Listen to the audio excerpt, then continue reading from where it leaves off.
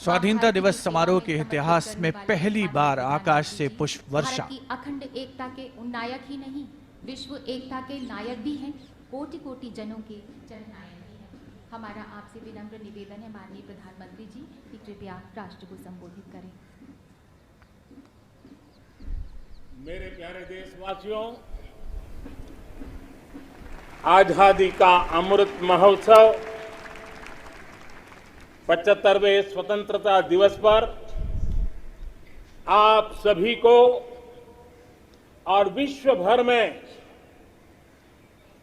भारत को प्रेम करने वाले, लोकतंत्र को प्रेम करने वाले सभी को बहुत बहुत शुभकामनाएं।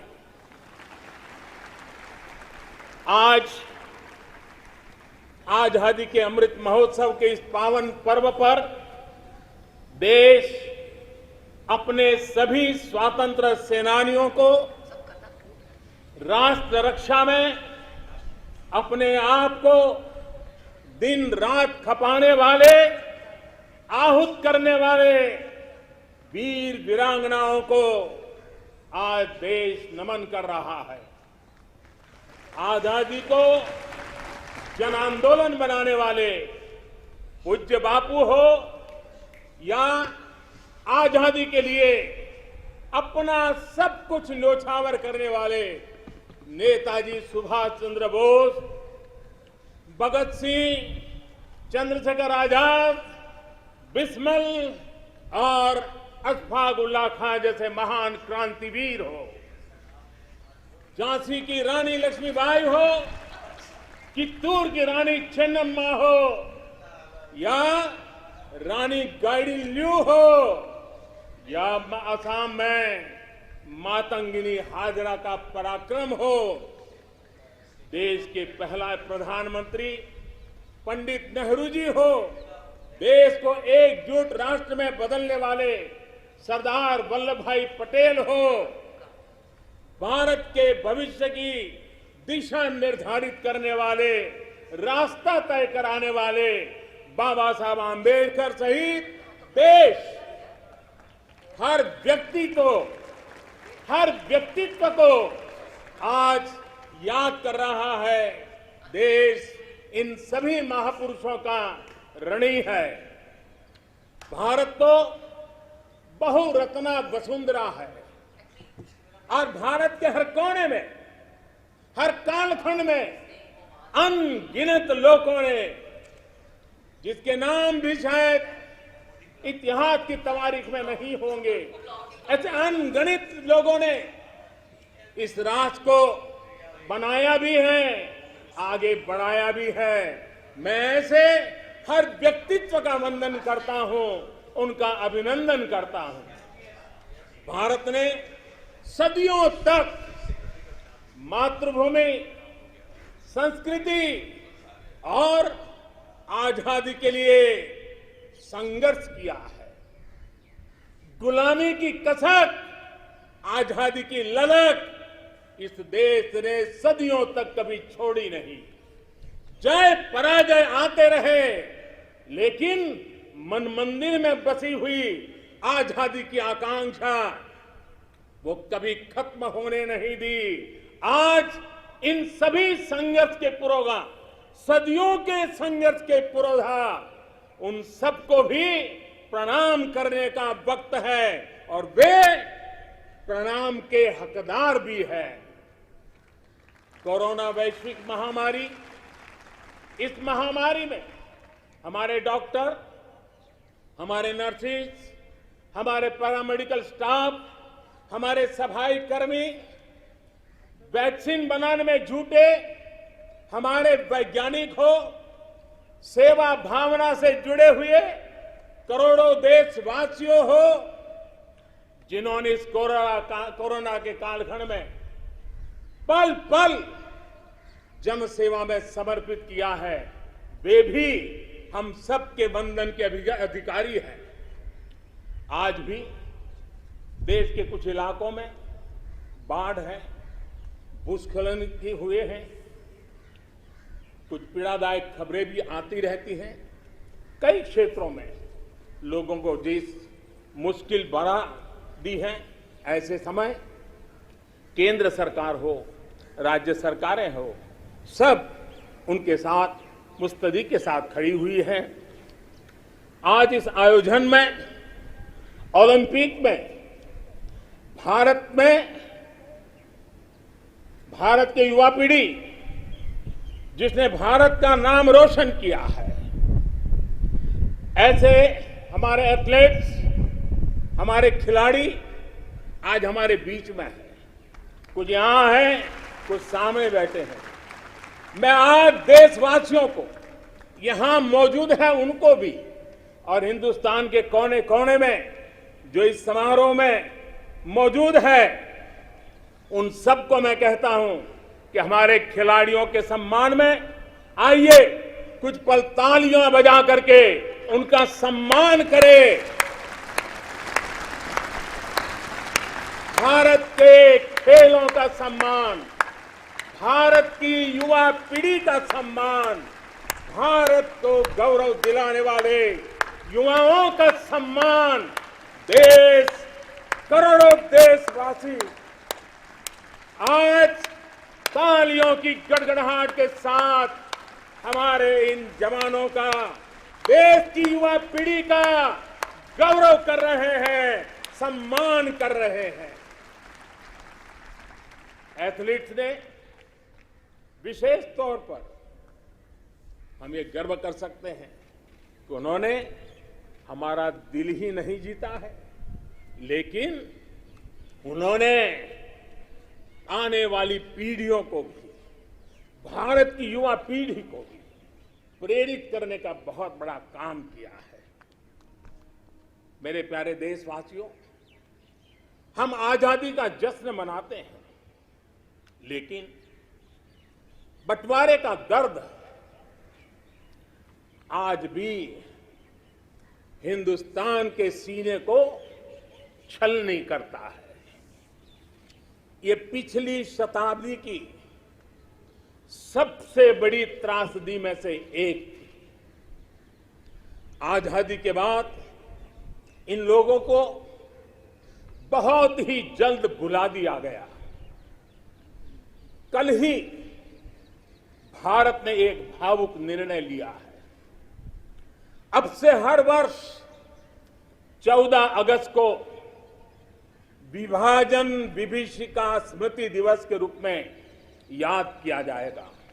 जो लोग विभाजन के समय अमानवीय हालात से गुजरे, जिन्होंने अत्याचार सहे, जिन्हें सम्मान के साथ अंतिम संस्कार तक नसीब नहीं हुआ, उन लोगों का हमारी स्मृतियों में जीवित रहना भी उतना ही जरूरी है। आजादी के 75वें दिवस, स्वतंत्रता के दिवस पर विभाजन विभीषिका स्मृति दिवस का तय होना, ऐसे लोगों को हर भारतवासी की तरफ से आदरपूर्वक श्रद्धांजलि है।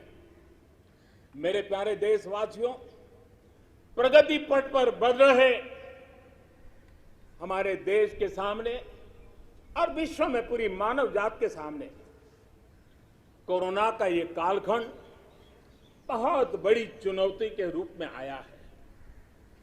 भारतवासियों ने बहुत संयम, बहुत धैर्य इसके साथ इस लड़ाई को लड़ा भी है। इस लड़ाई में हमारे सामने अनेक चुनौतियां थी, लेकिन हर क्षेत्र में हम देशवासियों ने असाधारण गति से काम किया है। हमारे वैज्ञानिकों ने, हमारे उद्यमियों की ताकत का ही ये परिणाम है कि भारत को वैक्सीन के लिए आज किसी और देश पर हमें निर्भर नहीं होना पड़ा। आप कल्पना कीजिए, पल भर सोचिए,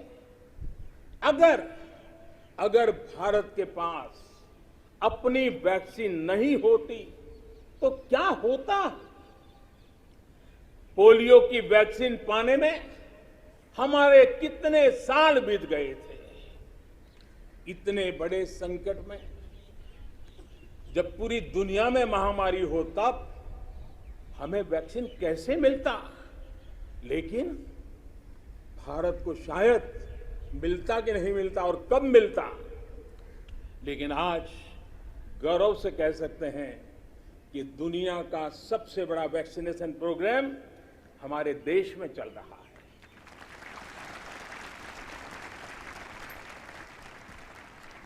54 करोड़ से लोग 54 करोड़ से ज्यादा लोग वैक्सीन डोज लगा चुके हैं। कोविन जैसी ऑनलाइन व्यवस्था, डिजिटल सर्टिफिकेट देने की व्यवस्था आज दुनिया को आकर्षित कर रही है। महामारी के समय भारत जिस तरह से 80 करोड़ देशवासियों को महीनों तक लगातार मुफ्त अनाज देकर के उनके गरीब के घर के चूल्हे को जलते रखा है, यह भी दुनिया के लिए एक अचरज भी है और चर्चा का विषय भी है। ये बात सही है कि अन्य देशों की तुलना में भारत में कम लोग संक्रमित हुए। ये भी सही है कि दुनिया के देशों की जनसंख्या की तुलना में भारत में हम अधिकतम मात्रा में हमारे नागरिकों को बचा सके। लेकिन ये हमारे लिए पीठ थपथपाने का विषय नहीं है, संतोष पाकर के सो जाने का विषय नहीं है। ये कहना कि कोई चुनौती नहीं थी, ये हमारे अपने विकास के आगे के रास्तों को बंद करने वाली सोच बन जाएगी। दुनिया के समृद्ध देशों की तुलना में हमारी व्यवस्थाएं कम है। विश्व के पास, समृद्ध देशों के पास जो है वो हमारे पास नहीं है। लेकिन इन सारे प्रयासों के बावजूद भी, और दूसरी तरफ हमारे यहां जनसंख्या भी बहुत है, विश्व की तुलना में बहुत जनसंख्या, और हमारी जीवन शैली भी कुछ अलग सी है। सारे प्रयासों के बाद भी कितने ही लोगों को हम बचा नहीं पाए। कितने ही बच्चों के सिर पर कोई हाथ फेरने वाला चला गया, उसे दुलारने, उसकी जिद पूरी करने वाला चला गया। ये असहनीय पीड़ा, ये तकलीफ हमेशा से साथ रहने वाली है। मेरे प्यारे देशवासियों, हर देश की विकास यात्रा में एक समय ऐसा आता है जब देश खुद को नए सिरे से परिभाषित करता है, खुद को नए संकल्पों के साथ आगे बढ़ाता है। भारत की विकास यात्रा में भी आज वो समय आ गया है। 75 वर्ष के अवसर को हमें एक समारोह भर ही सीमित नहीं करना है। हमने नए संकल्पों को आधार बनाना है, नए संकल्पों को लेकर के चल पड़ना है। यहां से शुरू होकर अगले 25 वर्ष की यात्रा, जब हम आजादी के शताब्दी मनाएंगे, नए भारत के सृजन का यह अमृत काल है। इस अमृत काल में हमारे संकल्पों की सिद्धि हमें आजादी के 100 वर्ष तक ले जाएगी, गौरवपूर्ण रूप से ले जाएगी। अमृत काल का लक्ष्य है भारत और भारत के नागरिकों के लिए समृद्धि के नए शिखरों का आरोहण। अमृत काल का लक्ष्य है एक ऐसे भारत का निर्माण जहां सुविधाओं का स्तर गांव और शहर को बांटने वाला न हो। अमृत काल का लक्ष्य है एक ऐसे भारत का निर्माण जहां नागरिकों के जीवन में सरकार बेवजह दखल ना दे। अमृत काल का लक्ष्य है एक ऐसे भारत का निर्माण जहां दुनिया का हर आधुनिक इंफ्रास्ट्रक्चर हो, हम किसी से भी कम न हो। यही कोटि कोटि देशवासियों का संकल्प है। लेकिन संकल्प तब तक अधूरा होता है जब तक संकल्प के साथ परिश्रम और पराकाष्ठा की, परिश्रम और पराक्रम की पराकाष्ठा ना हो। इसलिए हमें हमारे सभी संकल्पों को परिश्रम और पराक्रम की पराकाष्ठा करके सिद्ध करके ही रहना है। और ये सपने, ये संकल्प अपनी सीमाओं के पार सुरक्षित और समृद्ध विश्व के लिए भी प्रभावी योगदान के लिए है। अमृतकाल 25 वर्ष का है, लेकिन हमें अपने लक्ष्यों की प्राप्ति के लिए इतना लंबा इंतजार भी नहीं करना है। हम अभी से जुड़ जाना है। हमारे पास गंवाने के लिए एक पल भी नहीं है। यही समय है, सही समय है। हमारे देश को भी बदलना होगा और हमें एक नागरिक के नाते अपने आप को भी बदलना ही होगा। बदलते हुए युग के अनुकूल हमें भी अपने आप को ढालना होगा। सबका साथ, सबका विकास, सबका विश्वास, इसी श्रद्धा के साथ हम सब जुट चुके हैं। लेकिन आज लाल किले की प्राचीर से आह्वान कर रहा हूं, सबका साथ, सबका विकास, सबका विश्वास और अब सबका प्रयास हमारे हर लक्ष्यों की प्राप्ति के लिए बहुत महत्वपूर्ण है। बीते 7 वर्षों में शुरू हुई अनेक योजनाओं का लाभ करोड़ों गरीबों को उनके घर तक पहुंचा है। उज्ज्वला से लेकर आयुष्मान भारत की ये ताकत आज देश का हर गरीब जानता है। आज सरकारी योजनाओं की गति बढ़ी है, वो निर्धारित लक्ष्यों को प्राप्त कर रही है। पहले की तुलना में हम बहुत तेजी से बहुत आगे बढ़े, लेकिन सिर्फ बात यहां पूरी नहीं होती है। अब हमें सैचुरेशन तक जाता है, पूर्णता तक जाना है।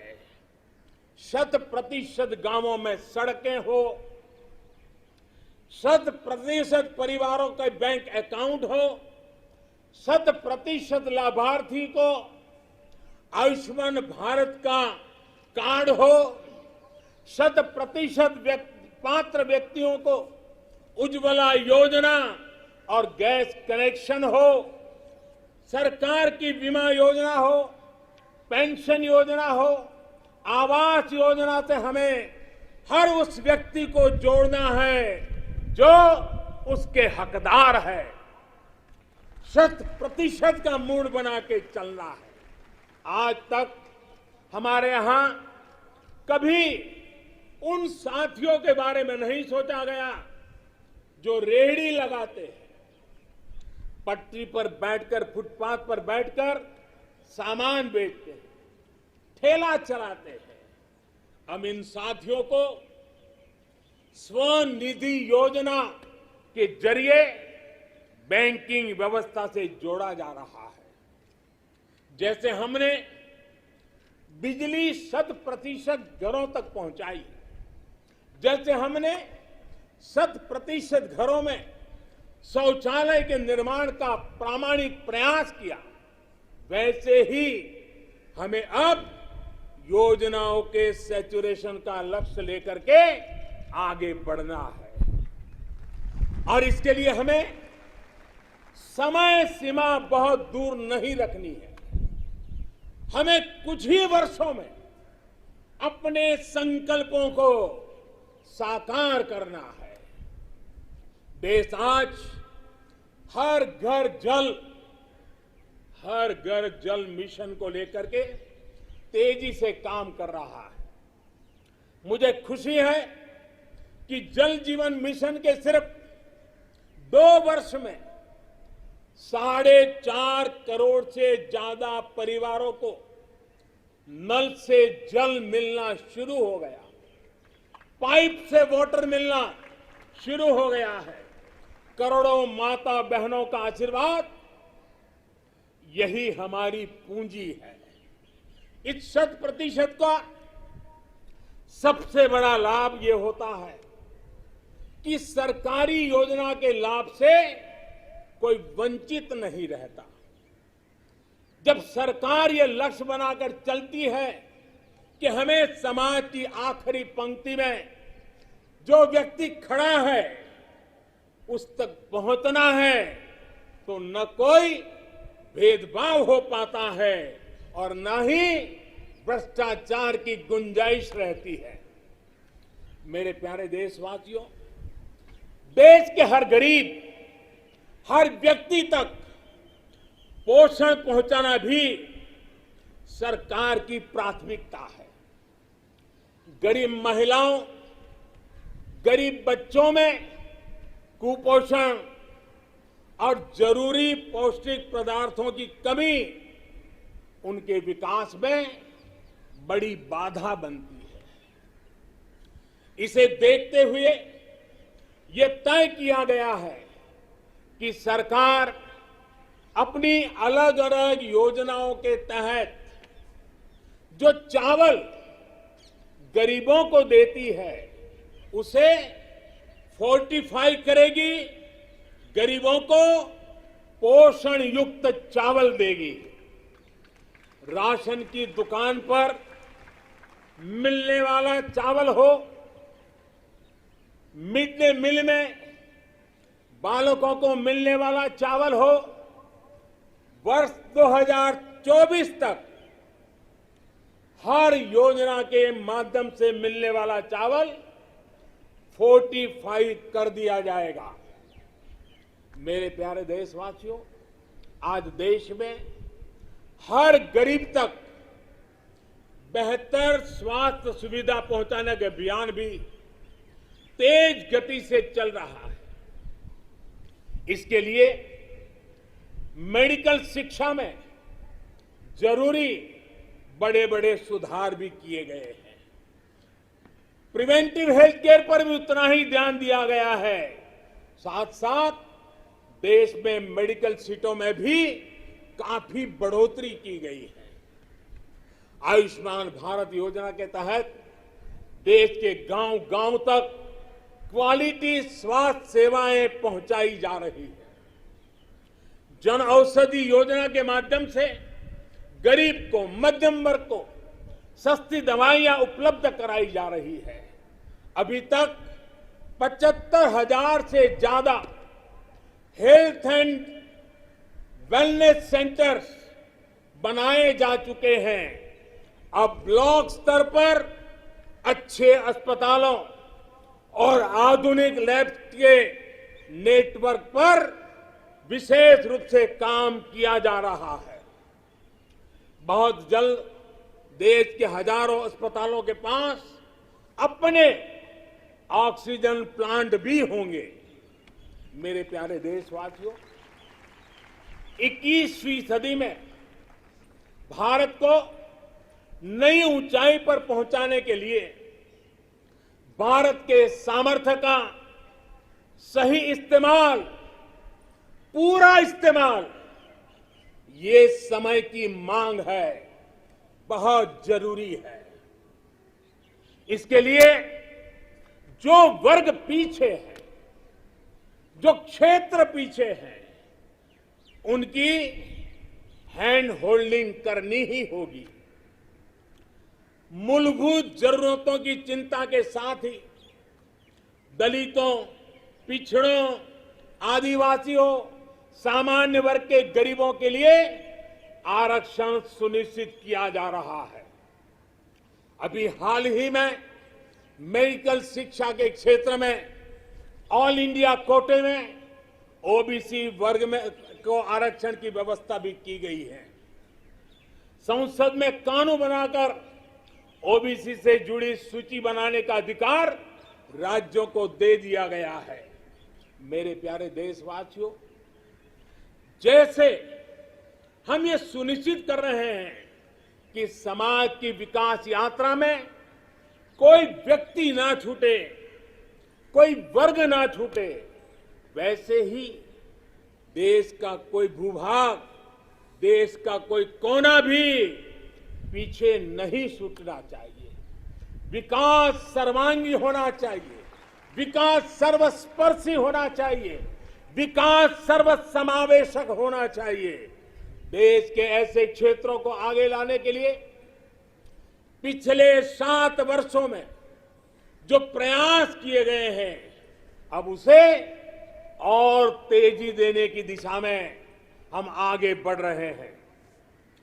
हमारा पूर्वी भारत, नॉर्थ ईस्ट, जम्मू कश्मीर, लद्दाख सहित पूरा हिमालय का क्षेत्र हो, हमारी कोस्टल बेल्ट या फिर आदिवासी अंचल हो, ये भविष्य में भारत के विकास का, भारत की विकास यात्रा का बहुत बड़ा आधार बनने वाले हैं। आज नॉर्थ ईस्ट में कनेक्टिविटी का नया इतिहास लिखा जा रहा है। ये कनेक्टिविटी दिलों की भी है और इंफ्रास्ट्रक्चर की भी है। बहुत जल्द नॉर्थ ईस्ट के सभी राज्यों की राजधानियों को रेल सेवा से जोड़ने का काम पूरा होने वाला है। एक्ट ईस्ट पॉलिसी के तहत आज नॉर्थ ईस्ट बांग्लादेश, म्यांमार और दक्षिण पूर्वी एशिया से भी कनेक्ट हो रहा है।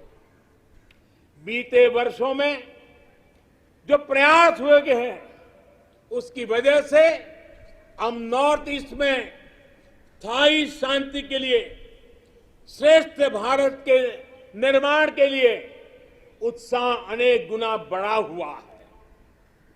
नॉर्थ ईस्ट से वहां पर tourism, adventure sports, organic farming, herbal medicine, oil palm, इसका पोटेंशियल बहुत बड़ी मात्रा में है। हमें पूरी तरह इस पोटेंशियल को निखारना होगा, देश की विकास यात्रा का हिस्सा बनाना होगा और हमें ये काम अमृत काल के कुछ दशक में ही पूरा करना है। सभी के सामर्थ्य को उचित अवसर देना, यही लोकतंत्र की असली भावना है। जम्मू हो या कश्मीर, विकास का संतुलन अब जमीन पर दिख रहा है। जम्मू कश्मीर में ही डिलिमिटेशन कमीशन का गठन हो चुका है और भविष्य में विधानसभा चुनावों के लिए भी तैयारियां चल रही है। लद्दाख भी विकास की अपनी असीम संभावनाओं की तरफ आगे बढ़ चला है। एक तरफ लद्दाख आधुनिक इंफ्रास्ट्रक्चर का निर्माण होते देख रहा है, तो वहीं दूसरी तरफ सिंधु सेंट्रल यूनिवर्सिटी लद्दाख को उच्च शिक्षा का, हायर एजुकेशन का केंद्र भी बना रही है। 21वीं सदी के इस दशक में भारत ब्लू इकोनॉमी के अपने प्रयासों को और तेजी देगा। हमें एक्वा कल्चर के साथ साथ सीवीड की खेती में जो नई संभावना बन रही है, उन संभावनाओं का भी पूरा लाभ उठाना है। डीप ओशन मिशन समंदर की असीम संभावनाओं को तलाशने की हमारी महत्वाकांक्षा का प्रमाण है। जो खनिज संपदा समंदर के में छिपी हुई है, जो थर्मल एनर्जी समंदर के पानी में है, और वो देश के विकास को नई बुलंदी दे सकती है। देश के जिन जिलों के लिए ये माना गया था कि ये पीछे रह गए, हमने उनकी आकांक्षाओं को भी जगाया है। देश में 110 से अधिक आकांक्षी जिले, एस्पिरेशनल डिस्ट्रिक्ट जिलों में शिक्षा, स्वास्थ्य, पोषण, सड़क, रोजगार से जुड़ी योजनाओं को प्राथमिकता दी जा रही है। इनमें से अनेक जिले हमारे आदिवासी अंचल में हैं। हमने इन जिलों के बीच विकास की एक तंदुरुस्त स्पर्धा का एक उत्साह पैदा किया है। ये आकांक्षी जिले भारत के अन्य जिलों की बराबरी तक पहुंचे, उस दिशा में तेज स्पर्धा चल रही है। मेरे प्यारे देशवासियों, अर्थ जगत में पूंजीवाद और समाजवाद, इसकी चर्चा तो बहुत होती है, लेकिन भारत सहकारवाद पर भी बल देता है। सहकारवाद हमारी परंपरा, हमारी संस्कारों के भी अनुकूल है। सहकारवाद जिसमें जनता जनार्दन की सामूहिक शक्ति का अर्थव्यवस्था की चालक शक्ति के रूप में ड्राइविंग फोर्स बने, ये देश के ग्रासरूट लेवल की इकोनॉमी के लिए एक अहम क्षेत्र है। कोऑपरेटिव ये सिर्फ कानून नियमों की जंजाल वाली एक व्यवस्था नहीं है, बल्कि कोऑपरेटिव एक स्पिरिट है, कोऑपरेटिव एक संस्कार है, एक कोऑपरेटिव एक सामूहिक चलने की मन प्रवृत्ति है। उनका सशक्तिकरण हो, इसके लिए हमने अलग मंत्रालय बनाए कर इस दिशा में कदम उठाया है। और राज्यों के अंदर जो सहकारी क्षेत्र है, उसको जितना ज्यादा बल दे सके, वो बल देने के लिए हमने ये कदम उठाया है। मेरे प्यारे देशवासियों, इस दशक में हमने गांवों में नई अर्थव्यवस्था के निर्माण के लिए पूरी शक्ति लगानी होगी। आज हम अपने गांवों को तेजी से परिवर्तित होते देख रहे हैं। बीते कुछ वर्षों में गांवों तक सड़क और बिजली की सुविधाओं को पहुंचाने के रहे थे, वो पूरा कालखंड हमारा रहा। लेकिन अब गांवों को ऑप्टिकल फाइबर नेटवर्क, डेटा की ताकत पहुंच रही है, इंटरनेट पहुंच रहा है। गांव में भी डिजिटल एंटरप्रेन्योर तैयार हो रहे हैं। गांव में जो हमारी सेल्फ हेल्प ग्रुप से जुड़ी 8 करोड़ से अधिक बहनें हैं, वो एक से बढ़कर एक प्रोडक्ट्स बनाती है। इनके प्रोडक्ट्स को देश में और विदेश में बड़ा बाजार मिले, इसके लिए अब सरकार ई कॉमर्स प्लेटफॉर्म भी तैयार करेगी। आज जब देश वोकल फॉर लोकल के मंत्र के साथ आगे बढ़ रहा है, तो ये डिजिटल प्लेटफॉर्म महिला सेल्फ हेल्प ग्रुप के उत्पादों को देश के दूर दराज क्षेत्रों में भी और विदेशों में भी लोगों से जोड़ेगा और उनका फलक बहुत विस्तृत होगा। कोरोना के दौरान देश ने टेक्नोलॉजी की ताकत और हमारे वैज्ञानिकों का सामर्थ्य और उनकी प्रतिबद्धता को देखा है।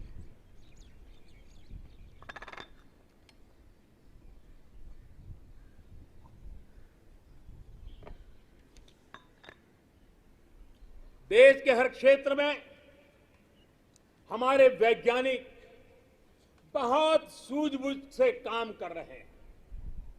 अब समय आ गया है कि हम अपने कृषि क्षेत्र में भी वैज्ञानिकों की क्षमताओं और उनके सुझावों को भी हमारे एग्रीकल्चर सेक्टर में जोड़ें। अब हम ज्यादा इंतजार नहीं कर सकते हैं और हमें इसका पूरा लाभ भी उठाना है। ये देश को खाद्य सुरक्षा देने के साथ फल, सब्जियां और अनाज का उत्पादन बढ़ाने में बहुत बड़ी मदद मिलेगी और हम विश्व तक पहुंचने के लिए अपने आप को मजबूती से आगे बढ़ाएंगे। इन प्रयासों के बीच हमें कृषि सेक्टर की एक बड़ी चुनौती की भी और ध्यान देना है। ये चुनौती है गांव के लोगों के पास कम होती जमीन। बढ़ती हुई आबादी के साथ परिवार में जो बंटवारे हो रहे हैं, उसकी वजह से किसानों की जमीन छोटी छोटी से छोटी होती जा रही है। देश के 80% से ज्यादा किसान ऐसे हैं जिनके पास 2 हेक्टेयर से भी कम जमीन है। 2 हेक्टेयर से भी कम। पहले जो देश में नीतियां थी, और हम देखें 100 में से 80 किसान, उनके पास 2 हेक्टेयर से भी कम जमीन, यानी देश का किसान एक प्रकार से छोटा किसान है। पहले जो देश में नीतियां बनी, उनमें इन छोटे किसानों को जितनी प्राथमिकता देनी चाहिए थी, उन पर जितना ध्यान केंद्रित करना चाहिए था, वो रह गया। अब देश में इन्हीं छोटे किसानों को ध्यान में रखते हुए कृषि सुधार किए जा रहे हैं, निर्णय लिए जा रहे हैं। फसल बीमा योजना में सुधार हो, एमएसपी को 1.5 गुना करने का बड़ा महत्वपूर्ण निर्णय हो, छोटे किसानों को किसान क्रेडिट कार्ड से सस्ते दर से बैंक से कर्ज मिले, इसकी व्यवस्था हो, सोलर पावर से जुड़ी योजनाएं खेत तक पहुंचाने की बात हो, किसान उत्पादक संगठन हो, ये सारे प्रयास छोटे किसानों की ताकत बढ़ाएंगे। आने वाले समय में ब्लॉक लेवल तक वेयर हाउस की फैसिलिटी क्रिएट करने का भी अभियान चलाया जाएगा। हर छोटे किसानों के छोटे छोटे खर्च को ध्यान में रखते हुए पीएम किसान सम्मान निधि योजना चलाई जा रही है। 10 करोड़ से अधिक किसान परिवारों के बैंक खातों में अब तक 1.5 लाख करोड़ से ज्यादा रकम सीधी उनके खाते में जमा करा दी गई है।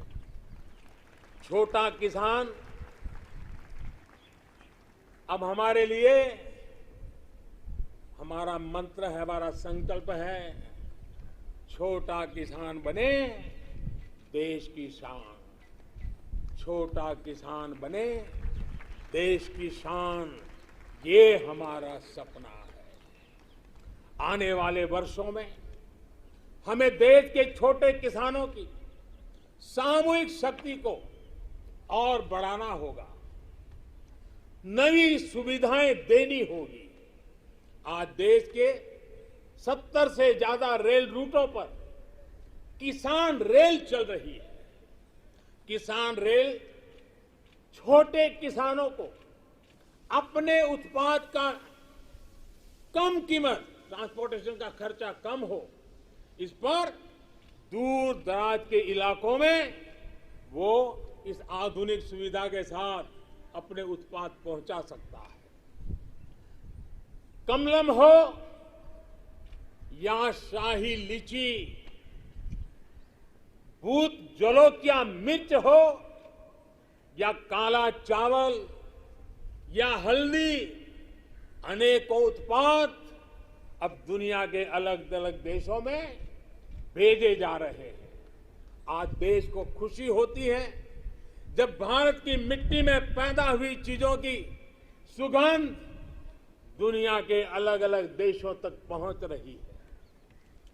भारत के खेत से निकली सब्जियां और खाद्यान्न से आज दुनिया का टेस्ट बन रहा है। मेरे प्यारे देशवासियों, कैसे आज गांवों के सामर्थ्य को बढ़ाया जा रहा है, उसका एक उदाहरण है स्वामित्व योजना। हम सब जानते हैं कि गांवों में जमीन की जमीन की कीमत का क्या हल होता है। जमीन पर उनको बैंकों से कोई कर्ज नहीं मिलता है, खुद जमीन के मालिक होने के बावजूद भी, क्योंकि गांव में जमीनों के कागज पर कई कई पीढ़ियों से कोई काम नहीं हुआ है। लोगों के पास इसकी व्यवस्था नहीं है। इस स्थिति को बदलने का काम आज स्वामित्व योजना कर रही है।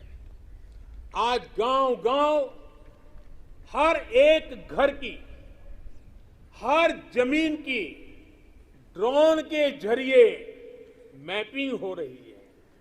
गांव की जमीनों के डेटा और संपत्ति के कागज ऑनलाइन अपलोड हो रहे हैं।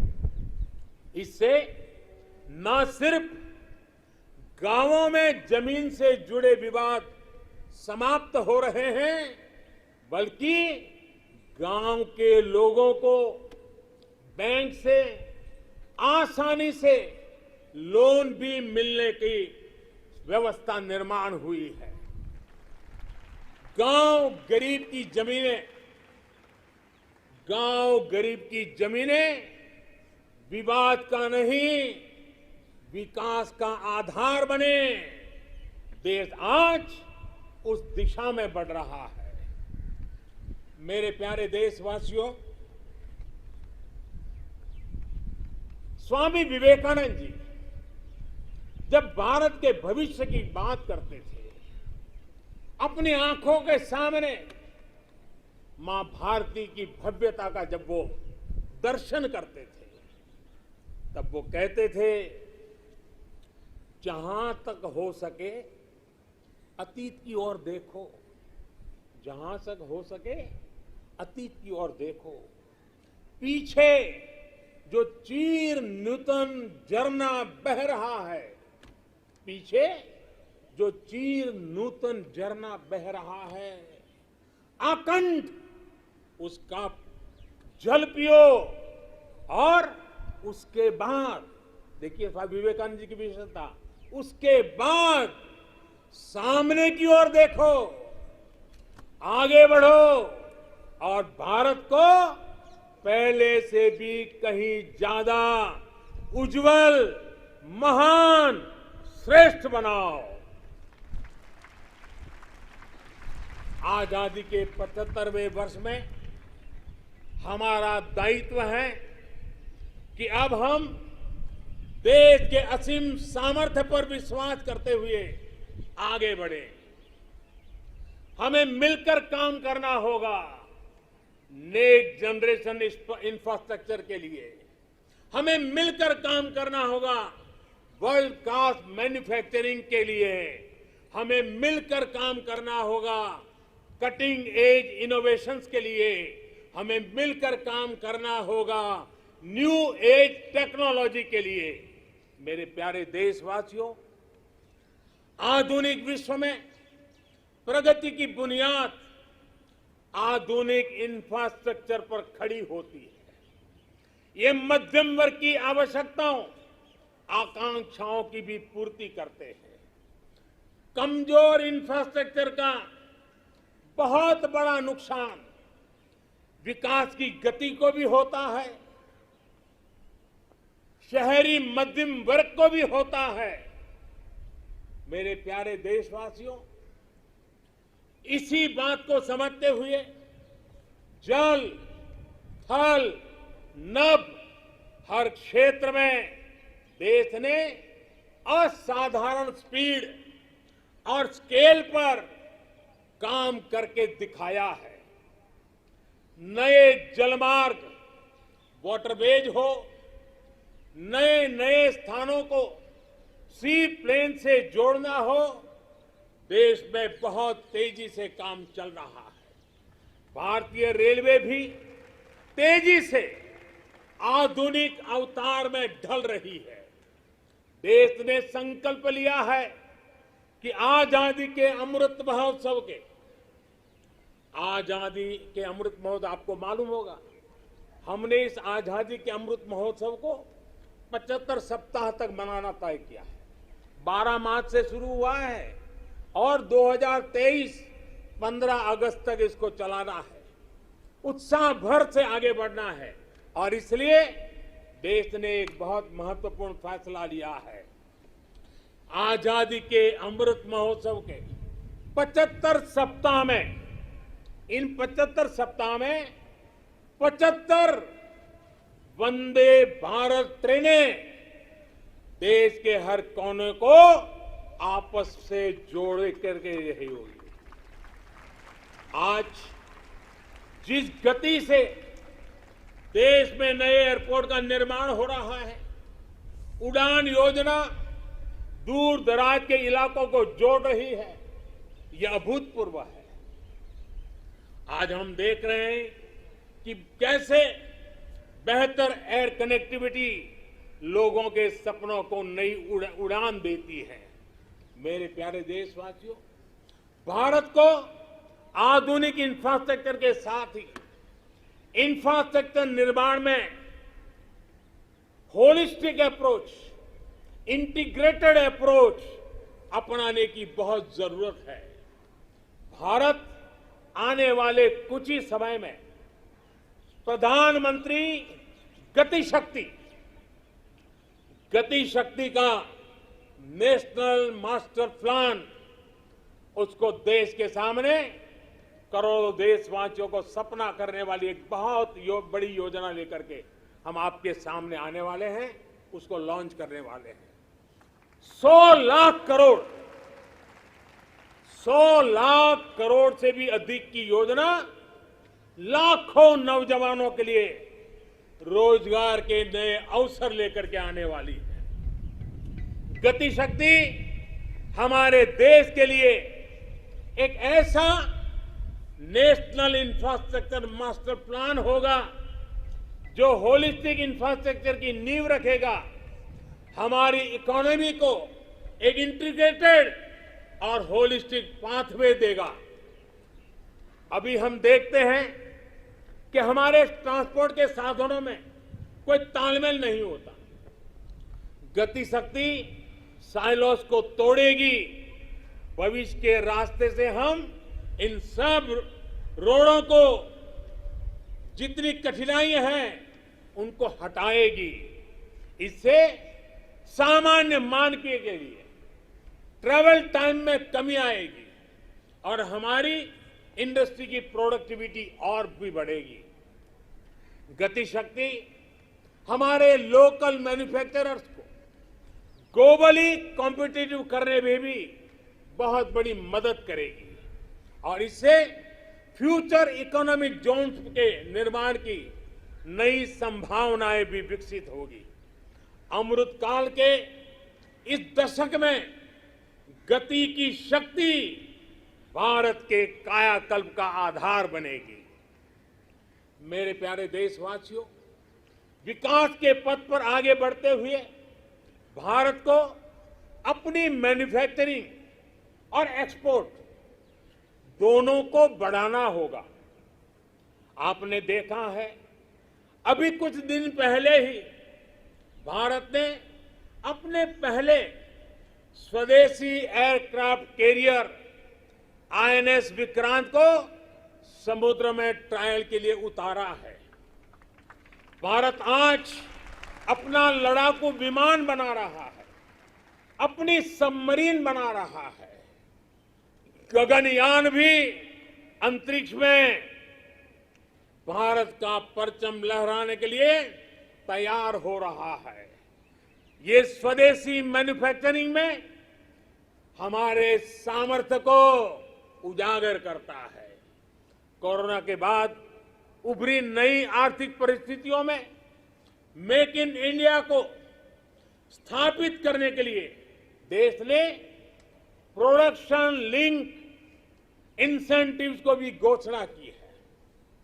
इस स्कीम से जो बदलाव आ रहा है उसका उदाहरण इलेक्ट्रॉनिक मैन्युफैक्चरिंग सेक्टर से है। 7 साल पहले हम लगभग $8 बिलियन के मोबाइल फोन इंपोर्ट यानी आयात करते थे। अब इंपोर्ट तो बहुत ज्यादा घटी है। आज हम $3 बिलियन के मोबाइल फोन एक्सपोर्ट भी कर रहे हैं।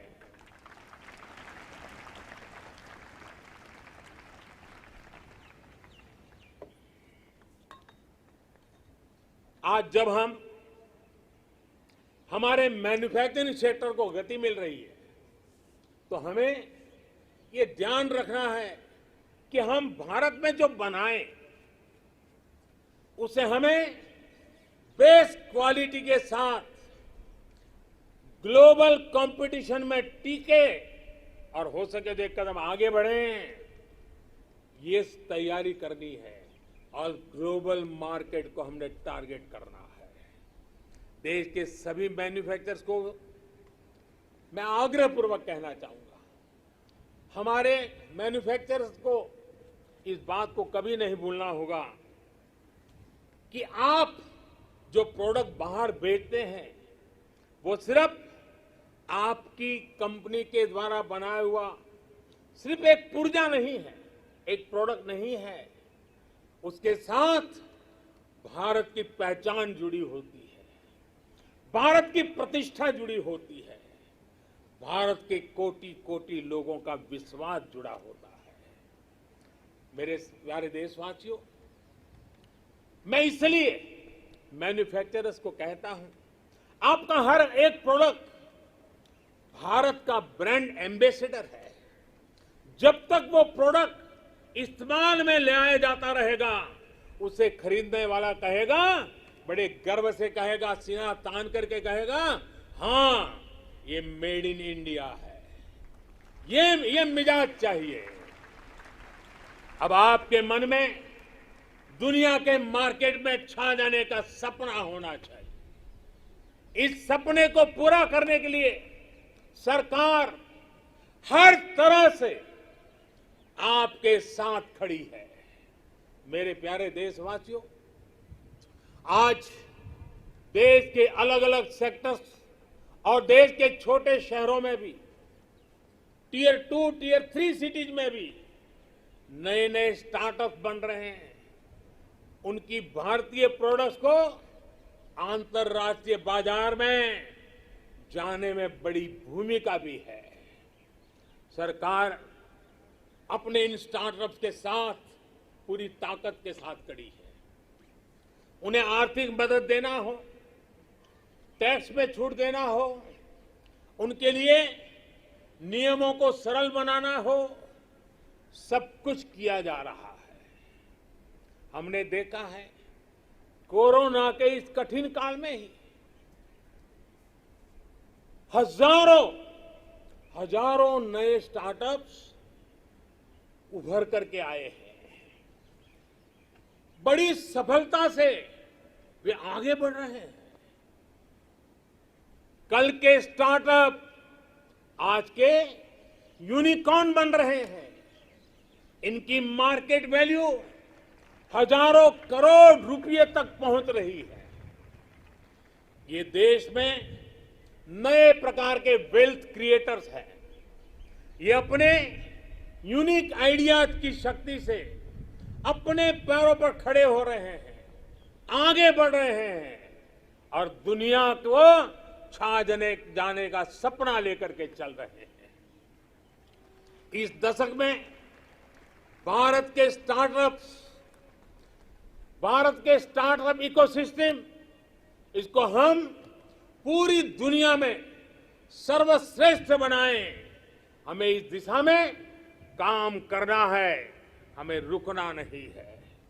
मेरे प्यारे देशवासियों, बड़े परिवर्तन लाने के लिए, बड़े रिफॉर्म के लिए राजनीतिक इच्छा शक्ति, पॉलिटिकल विल की जरूरत होती है। आज दुनिया देख रही है कि भारत में राजनीतिक इच्छा शक्ति की कोई कमी नहीं है। रिफॉर्म्स को लागू करने के लिए गुड और स्मार्ट गवर्नेंस चाहिए। आज दुनिया इस बात की भी साक्षी है कि कैसे भारत अपने यहां गवर्नेंस का नया अध्याय लिख रहा है।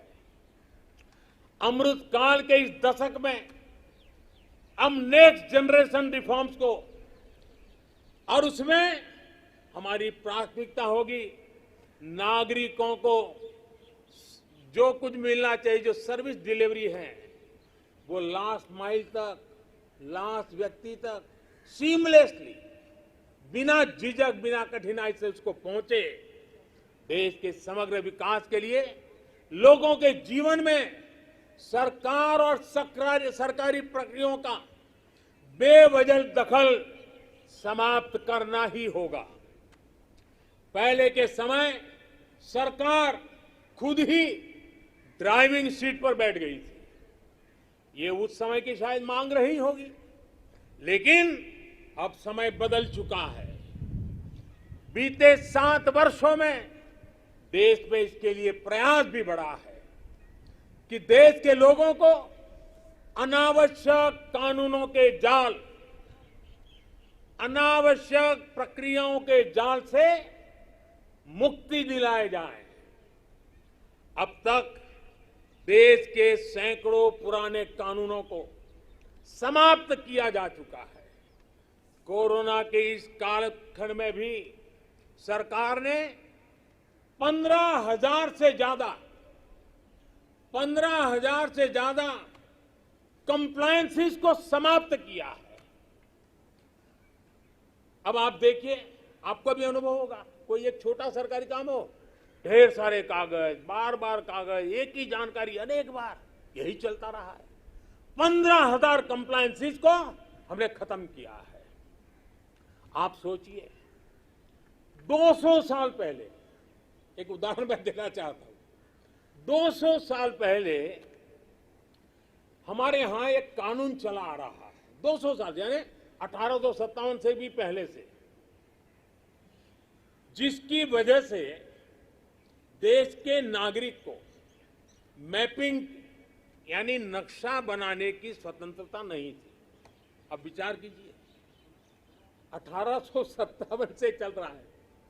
नक्शा बनाना है तो सरकार को पूछिए, नक्शा किसी किताब में छापना है तो सरकार से पूछिए, नक्शा खो जाने पर गिरफ्तारी का भी उसमें प्रावधान है।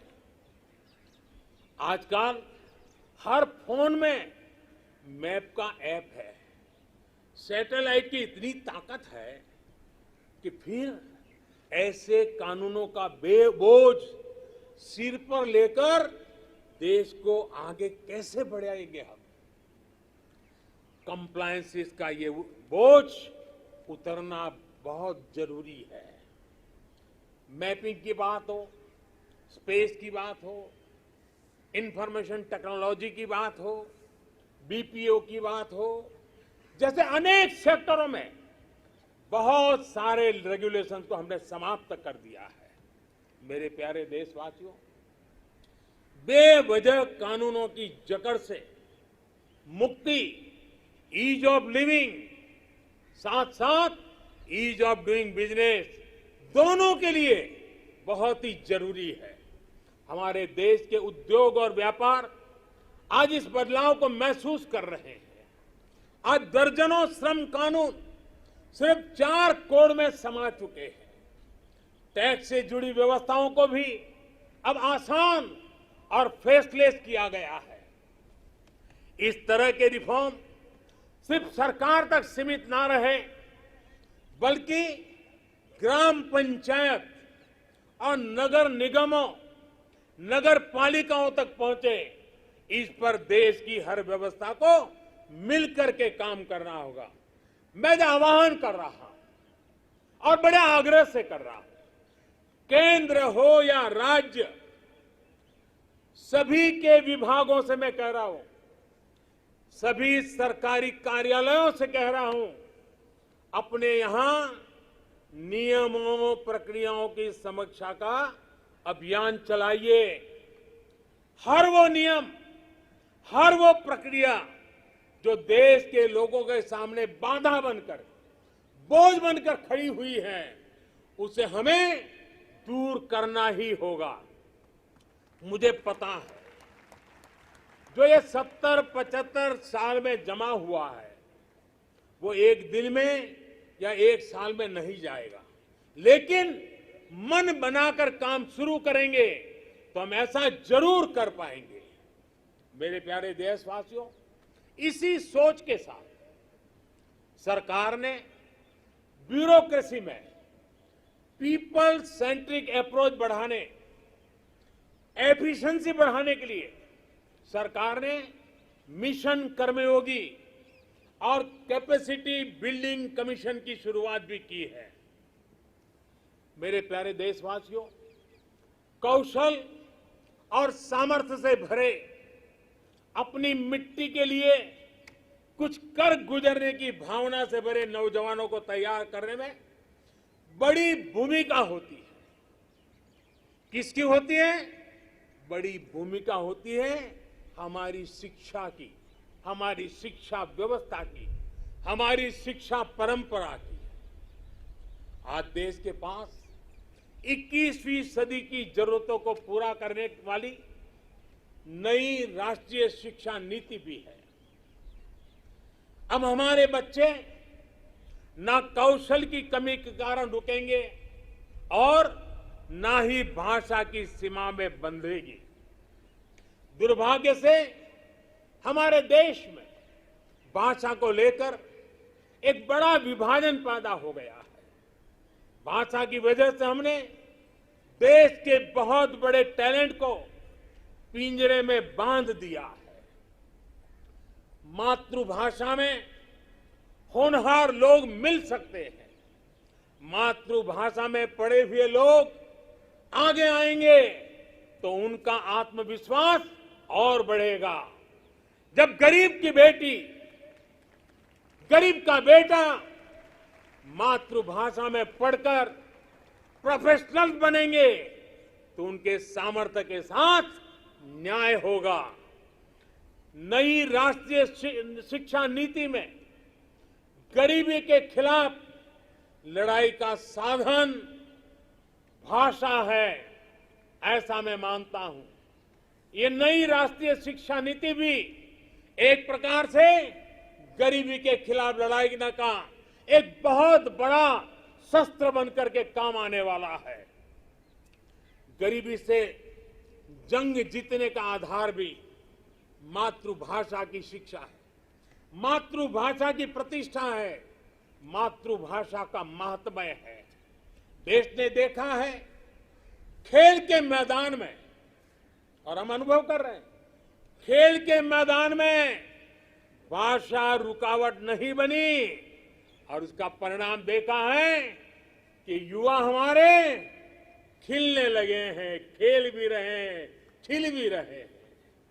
अब ऐसा ही जीवन के अन्य मैदानों में भी होगा। नई राष्ट्रीय शिक्षा नीति, उसकी एक और विशेष बात है, इसमें स्पोर्ट्स को एक्स्ट्रा करिकुलर के जगह मेन स्ट्रीम पढ़ाई का हिस्सा बनाया गया है। जीवन को आगे बढ़ाने में जो भी प्रभावी माध्यम है, उनमें एक स्पोर्ट्स भी है। जीवन में संपूर्णता के लिए जीवन में खेलकूद होना, स्पोर्ट्स होना बहुत आवश्यक है। एक समय था जब खेलकूद की मुख्य धारा नहीं समझा जाता था। मां बाप भी बच्चों से कहते थे कि खेलते ही रहोगे तो जीवन बर्बाद कर लोगे। अब देश में फिटनेस को लेकर, स्पोर्ट्स को लेकर एक जागरूकता आई है। इस बार ओलंपिक में भी हमने देखा है, हमने अनुभव किया है। ये बदलाव हमारे देश के लिए एक बहुत बड़ा टर्निंग पॉइंट है। इसलिए आज देश में खेलों में टैलेंट, टेक्नोलॉजी और प्रोफेशनलिज्म लाने के जो अभियान चल रहा है, इस दशक में हमें उसे और तेज करना है और व्यापक करना है। ये देश के लिए गौरव की बात है कि शिक्षा हो या खेल, बोर्ड्स के नतीजे हो या ओलंपिक का मैदान, हमारी बेटियां आज अभूतपूर्व प्रदर्शन कर रही है। आज भारत की बेटियां अपना स्पेस लेने के लिए आतुर है। हमें यह सुनिश्चित करना है कि हर कैरियर और कार्य क्षेत्र में महिलाओं की समान सहभागिता हो। हमें यह सुनिश्चित करना है कि सड़क से लेकर वर्क प्लेस तक में हर जगह पे महिलाओं में सुरक्षा का एहसास हो, सम्मान का भाव हो। इसके लिए देश के शासन प्रशासन को, पुलिस और न्याय व्यवस्था को, नागरिकों को अपनी 100% जिम्मेदारी निभानी है। इस संकल्प को हमें आजादी के 75 साल का संकल्प बनाना है। आज मैं खुशी देशवासियों से साझा कर रहा हूं। मुझे लाखों बेटियों के संदेश मिलते थे कि वो भी सैनिक स्कूल में पढ़ना चाहती हैं। उनके लिए भी सैनिक स्कूलों के दरवाजे खोले जाएं। 2-2.5 साल पहले मिजोरम के सैनिक स्कूल में पहली बार बेटियों को प्रवेश देने का हमने एक छोटा सा प्रयोग प्रारंभ किया था। अब सरकार ने तय किया है कि देश के सभी सैनिक स्कूलों को देश की बेटियों के लिए भी खोल दिया जाएगा। देश के सभी सैनिक स्कूलों में अब बेटियां भी पढ़ेगी। विश्व में नेशनल सिक्योरिटी का जितना महत्व है, वैसा ही महत्व एनवायरमेंट सिक्योरिटी को दिए जाने लगा है। भारत आज एनवायरमेंटल सिक्योरिटी की एक मुखर आवाज है। आज बायोडायवर्सिटी हो या लैंड न्यूट्रलिटी, क्लाइमेट चेंज हो या वेस्ट रिसाइकलिंग, ऑर्गेनिक फार्मिंग हो या वेस्ट रिसाइकलिंग, ऑर्गेनिक फार्मिंग हो या गोवर्धन से बायोगैस हो और एनर्जी कंजर्वेशन हो या क्लीन एनर्जी ट्रांजिशन, पर्यावरण की दिशा में भारत के प्रयास आज परिणाम दे रहे हैं। भारत ने वन क्षेत्र को या फिर नए नेशनल पार्क की संख्या, बाघों की संख्या और एशियाटिक लायन सभी में वृद्धि हर देशवासी के लिए खुशी की बात है। मेरे प्यारे देशवासियों, भारत की इन सफलताओं के बीच एक और सच को भी हमें समझना होगा। भारत आज एनर्जी इंडिपेंडेंट नहीं है। भारत आज एनर्जी इंपोर्ट के लिए सालाना 12 लाख करोड़ रुपए से भी अधिक खर्च करता है। भारत की प्रगति के लिए, आत्मनिर्भर भारत बनाने के लिए भारत का एनर्जी इंडिपेंडेंट होना समय की मांग है, अनिवार्य है। इसलिए आज भारत को यह संकल्प लेना होगा कि हम आजादी के 100 साल होने से पहले भारत को एनर्जी इंडिपेंडेंट बनाएंगे। और इसके लिए हमारा रोड मैप बहुत स्पष्ट है। गैस बेस्ड इकोनॉमी है, देश भर में सीएनजी पीएनजी का नेटवर्क हो, 20% इथेनॉल ब्लेंडिंग का टारगेट हो। भारत एक तय लक्ष्य के साथ आगे बढ़ रहा है। भारत ने इलेक्ट्रिक मोबिलिटी की तरफ भी कदम बढ़ाया है और रेलवे के 100% इलेक्ट्रिफिकेशन पर भी काम तेज गति से आगे बढ़ रहा है। भारतीय रेलवे ने 2030 तक नेट जीरो कार्बन एमिटर बनने का लक्ष्य रखा है। इन सारे प्रयासों के साथ ही देश मिशन सर्कुलर इकोनॉमी इस पर भी बल दे रहा है। हमारी व्हीकल स्क्रैप पॉलिसी इसका एक बड़ा उदाहरण है। आज G20 के जो देशों का समूह है, उसमें भारत एकमात्र देश ऐसा है जो अपने क्लाइमेट गोल्स को प्राप्त करने की दिशा में तेजी से आगे बढ़ रहा है। भारत ने इस दशक के अंत तक रिन्यूएबल एनर्जी के 450 गीगावाट का लक्ष्य तय किया है। 2030 तक 450 गीगावाट। इसमें से 100 गीगावाट के लक्ष्य को भारत ने तय समय से पहले हासिल कर लिया है। हमारे ये प्रयास दुनिया को भी एक भरोसा दे रहे हैं। ग्लोबल स्टेज पर इंटरनेशनल सोलर अलायंस का गठन इसका बड़ा उदाहरण है। भारत आज जो भी कार्य कर रहा है, उसमें सबसे बड़ा लक्ष्य है जो भारत को क्लाइमेट जंप देने वाला है। क्लाइमेट के क्षेत्र में क्वांटम जंप देने वाला है, वो है ग्रीन हाइड्रोजन का क्षेत्र।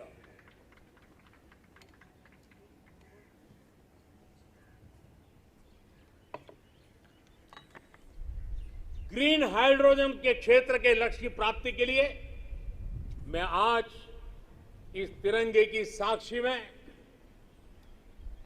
नेशनल हाइड्रोजन मिशन की घोषणा कर रहा हूं।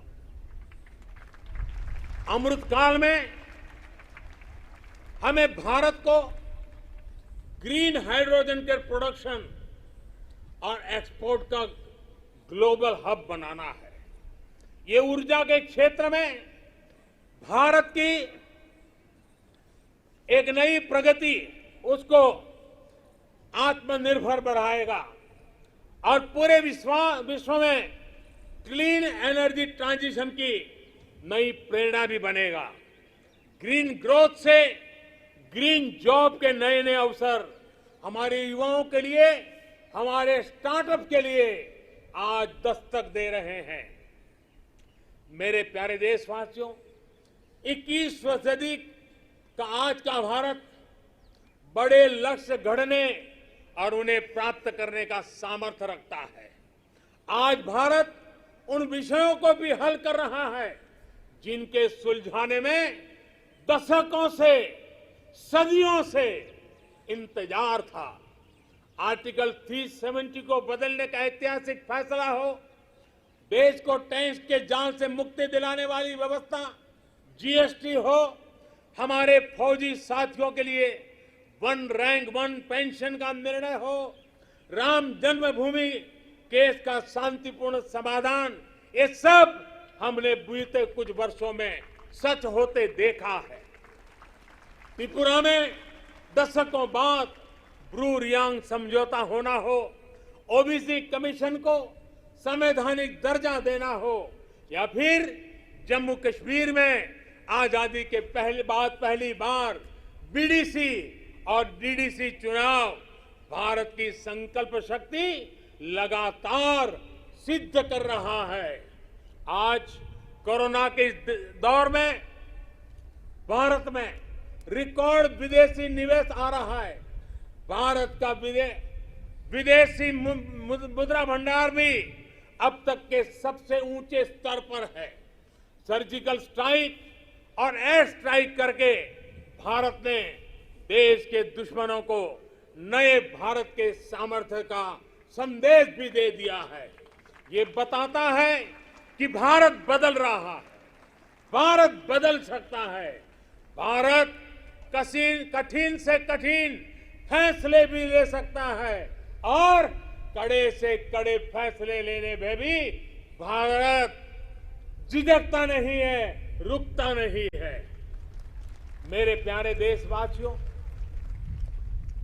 सेकंड वर्ल्ड वॉर के बाद, द्वितीय विश्व युद्ध के बाद वैश्विक संबंधों का स्वरूप बदल गया।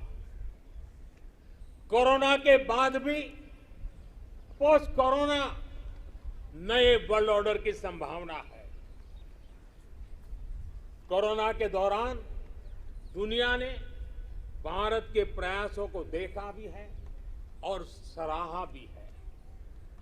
आज दुनिया भारत को एक नई दृष्टि से देख रही है। इस दृष्टि के दो महत्वपूर्ण पहलू हैं, एक आतंकवाद और दूसरा विस्तारवाद। भारत इन दोनों ही चुनौतियों से लड़ रहा है और सधे हुए तरीके से बड़ी हिम्मत के साथ जवाब भी दे रहा है। हम भारत अपने दायित्वों को सही तरीके से निभा पाए, इसके लिए हमारी रक्षा तैयारों को भी उतना ही सदृढ़ रहना होगा। रक्षा के क्षेत्र में देश को आत्मनिर्भर बनाने, भारत की कंपनियों को प्रोत्साहित करने के लिए हमारे मेहनती उद्यमियों को नए अवसर उपलब्ध कराने के लिए हमारे प्रयास निरंतर जारी हैं। मैं देश को विश्वास दिलाता हूं कि देश की रक्षा में लगी हमारी सेनाओं के हाथ मजबूत करने के लिए हम कोई कसर नहीं छोड़ेंगे। मेरे प्यारे देशवासियों, आज देश के महान विचारक श्री अरविंदो की जन्म जयंती भी है। साल 2022 में उनका 150वां जन्म जयंती का पर्व है। श्री अरविंदो भारत के उज्जवल भविष्य के स्वप्न दृष्टा थे। वो कहते थे कि हमें उतना सामर्थ्यवान बनना होगा जितना हम पहले कभी नहीं थे। हमें अपनी आदतें बदलनी होगी, एक नए हृदय के साथ अपने को फिर से जागृत करना होगा। श्री अरबिंदो की ये बातें हमें अपने कर्तव्यों का ध्यान दिलाती है। एक नागरिक के तौर पर, एक समाज के तौर पर हम देश को क्या दे रहे हैं, ये भी हमें सोचना होगा। हमने अधिकारों को हमेशा महत्व दिया है। उस कालखंड में उसकी जरूरत भी रही है, लेकिन अब हमें कर्तव्यों को सर्वोपरि बनाना है, सर्वोपरि रखना है। जिन संकल्पों का बीड़ा आज देश ने उठाया है, उन्हें पूरा करने के लिए हर जन को जुड़ना होगा, हर देशवासी को इसे ओन करना होगा। देश के जल संरक्षण का अभियान शुरू किया है, तो हमारा कर्तव्य है पानी बचाने को अपनी आदत से जोड़ना। देश अगर डिजिटल लेन देन पर बल दे रहा है, तो हमारा भी कर्तव्य है कि हम भी कम से कम कैश वाला ट्रांजैक्शन करना।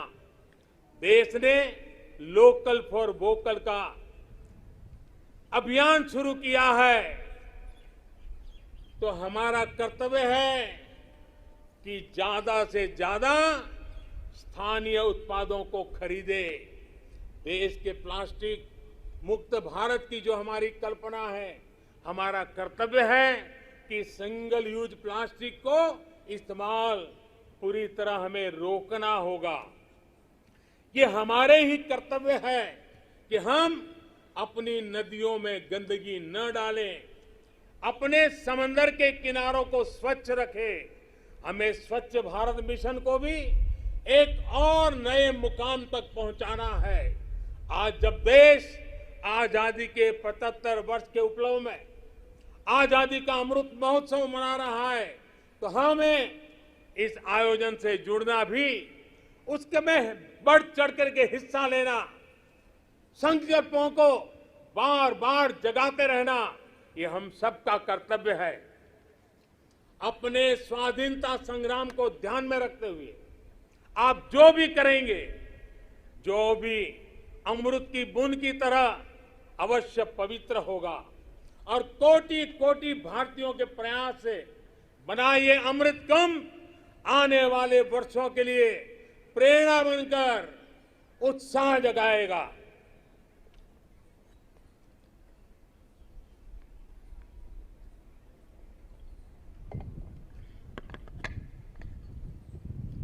मेरे प्यारे देशवासियों, मैं भविष्य दृष्टा नहीं हूं, मैं कर्म के फल पर विश्वास करता हूं। मेरा विश्वास है मेरे देश के युवाओं पर, मेरा विश्वास है देश की बहनों पर, देश की बेटियों पर, देश के किसानों पर, देश के प्रोफेशनल्स पर।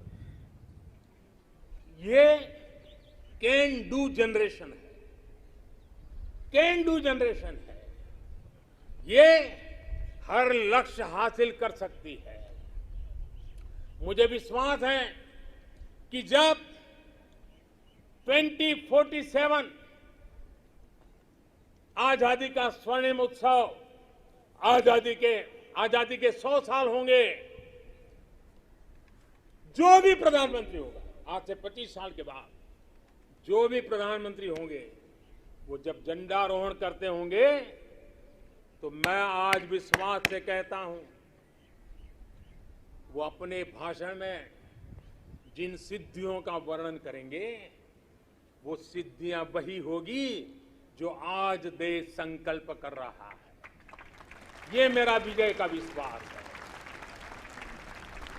आज मैं जो संकल्प रूप में बोल रहा हूं, वो 25 साल के बाद जो भी ध्वजारोहण करते होंगे, वे सिद्धि के रूप में बोलेंगे। देश सिद्धि के रूप में उसका गौरव गान करता होगा। जो आज देश के युवा हैं, वो उस समय भी देखेंगे कि देश ने कैसे ये कमाल करके दिखाया है। 21वीं सदी में भारत के सपनों और आकांक्षाओं को पूरा करने से कोई भी बाधा अब हमें रोक नहीं सकती।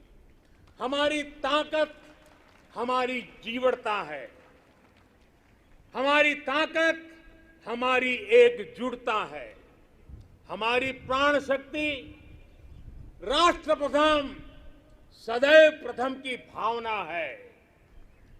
ये समय है साझा स्वप्न देखने का,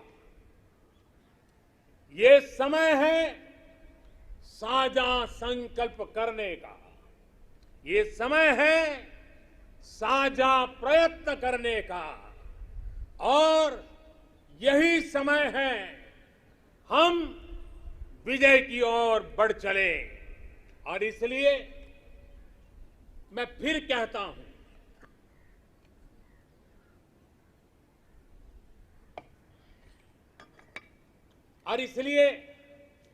कहता हूं, यही समय है, यही समय है, सही समय है, भारत का अनमोल समय है। यही समय है, सही समय है, भारत का अनमोल समय है। असंख्य भुजाओं की शक्ति है, असंख्य भुजाओं की शक्ति है। हर तरफ देश की भक्ति है, असंख्य भुजाओं की शक्ति है, हर तरफ देश की भक्ति है।